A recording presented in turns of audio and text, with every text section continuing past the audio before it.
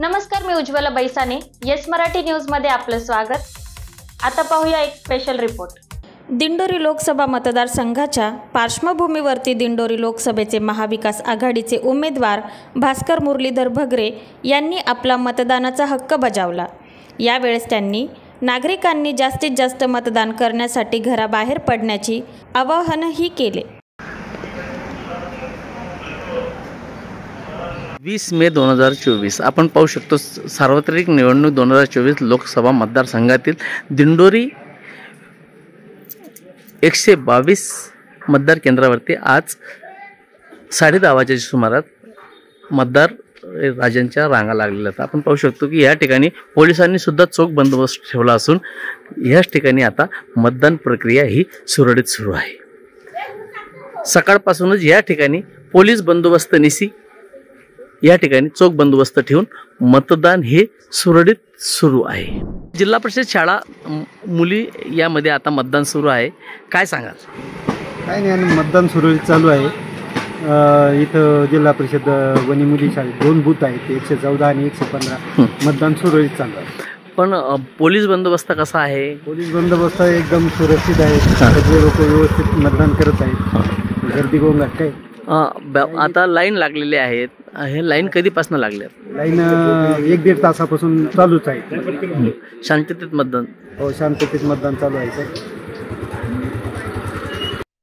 हा जो मतदारसंघ आहे, या मतदारसंघामध्ये आदिवासी बहुल मतदारसंघ आहे. निम्मे तालुके आदिवासी आहेत, निम्मे तालुके सर्वसाधारण शेती करणारे आहेत. आज जर आदिवासी भागामध्ये पेठ, सुरगाणा, कळवण, दिंडोरीचा पश्चिम भाग या भागामध्ये दो पाऊस पडतो. 3000 मिलीमीटरच्या जवळपास पाऊस पडतो. परंतु आज मतदारसंघात फिरत असताना त्या भागामध्ये पिण्याच्या पाण्याची फार मोठी समस्या.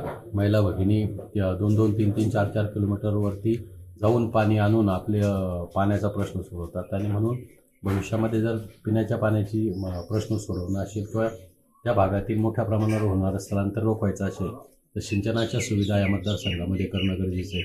दुसऱ्या बाजूला कळवण, देवळा, चांदवड, येवला, निफाड, नांदगाव या भागामध्ये कांद्याचे उत्पादन होते, द्राक्षाचं उत्पादन होते. आणि सरकारची भूमिका ही सातत्याने कांदा उत्पादक शेतकऱ्यांच्या विरोधातली. आणि त्यामुळे कांदा उत्पादक शेतकऱ्यांच्या ज्या समस्या आहेत त्या संसदेमध्ये मांडून केंद्र सरकारकडून शेतकऱ्यांच्या दृष्टीने चांगल्या प्रकारचे निर्णय घेण्यास भाग पाडण्यासाठी मी ही उमेदवारी करतोय. त्याचबरोबर तरुणांचे प्रश्न आहेत, रेल्वे मार्गाचे प्रश्न आहेत, महिला आहेत किंवा समाजातले वेगवेगळे घटक. कारण मी पंचायत समिती, जिल्हा परिषद, ग्रामपंचायत या माध्यमातून काम केलं आहे. आणि त्यामुळे समाजातले वेगवेगळे जे घटक आहेत, मग त्यामुळे तरुणांचे बेरोजगारीचा प्रश्न आहे. त्या भागामध्ये कांद्याचे प्रश्न एका बाजूला सरकार दरबारी मांडून कांद्यावरती प्रक्रिया करणारे उद्योग किंवा द्राक्ष शेती मोठ्या प्रमाणावरती आहे. द्राक्ष शेतीचे पडते भाव अलीकडच्या काळात. आणि म्हणून जर या ठिकाणी स्टोरेज सारख्या किंवा प्रक्रिया करण्यासारखे जर उद्योग या भागामध्ये आले, एका बाजूला शेतकऱ्यांचा प्रश्न सुटणार आहे आणि दुसऱ्या बाजूला तरुण बांधवांच्या रोजगाराचा प्रश्न सुटण्यास मदत होईल. आणि म्हणून या भागामध्ये जे MIDC सारखे प्रकल्प किंवा प्रक्रिया करणारे उद्योग असतील किंवा शीतगृह असतील यासारख्या सुविधा या भागामध्ये करण्याचा माझा नक्कीच मानस आहे. त्यांना एका सर्वसामान्य कार्यकर्त्याला महाविकास आघाडी, इंडिया आघाडीच्या नेते आदरणीय शरदचंद्रजी पवार साहेब व इतर सर्व नेत्यांनी माझ्यासारख्या एका सर्वसामान्य कार्यकर्त्याला उमेदवारी दिली. हा मतदारसंघ ग्रामीण मतदारसंघ आहे. आदिवासी असतील, शेतकरी असतील, समाजातील वेगवेगळे घटक, तरुण आहेत, महिला आहेत, या सर्वांच्या प्रश्नांना खऱ्या अर्थानं 20 वर्षापासून या मतदारसंघामध्ये विरोधी पक्षाचा खासदार निवडून जाऊन केंद्रात सत्ता असताना, राज्यात सत्ता असताना या भागातील प्रश्नांची सोडवणूक खऱ्या अर्थानं व्हायला पाहिजे होती, ती झालेली नाही. आणि म्हणून एक सर्वसामान्य कार्यकर्त्याला उमेदवारी दिली आहे. आणि त्याचा नक्कीच सर्वसामान्य मतदार बंधू भगिनीमध्ये प्रचंड उत्साह आहे, आनंद आहे. आणि नक्कीच मला या निमित्ताने आपली सेवा करण्याची संधी मतदार बंधू भगिनी तुतारी वाजवणारा माणूस या चिन्हासमोरील बटन दाबून आपली सेवा करण्याची संधी देतील असं मला अपेक्षा आहे. 20 मे 2024 लोकशाहीचे आज उत्सव साजरा केला जातोय. आपण पाहू शकतो की वणी येथील प्राथमिक आदर्श शाळा या ठिकाणी मतदान हे सकाळी 7 वाजल्यापासून आता 10:30 वाजलेले आहेत. तर मतदारांचा जोश हा कायम पाहायला मिळत आहे. मार्केट कमिटीचे सभापती प्रशांत अप्पाकड यांनीही मतदान केले व गावातील ज्येष्ठ नागरिक यांनीही आपला मतदानाचा हक्क बजावला. आप्पा, काय सांगाल, आजची निवडणूक प्रक्रिया कशी चालू आहे? लोकशाहीची निवडणूक आहे आणि मी सर्व मतदारांना आवाहन करतो की आपण मतदानाचा अधिकार बजवावा व जास्तीत जास्त मतदान करून घ्यावं, एवढीच विनंती करेन.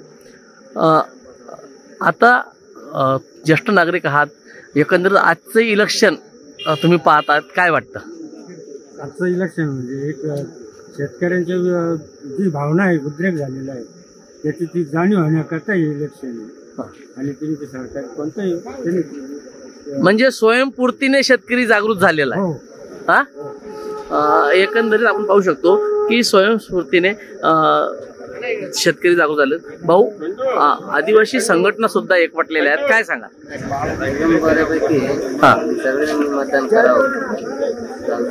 मतदान करण्याचे आव्हान सामान्य नागरिक पासून तर मार्केट कमिटीचे सभापती. येस मराठीसाठी अतिथी संपादक शामराव सोनवणे. अशा प्रकारच्या ताज्या घडामोडींसाठी येस मराठी न्यूज यूट्यूब चॅनलला लाईक करा, शेअर करा आणि सबस्क्राईब करा आणि बघत रहा येस मराठी न्यूज.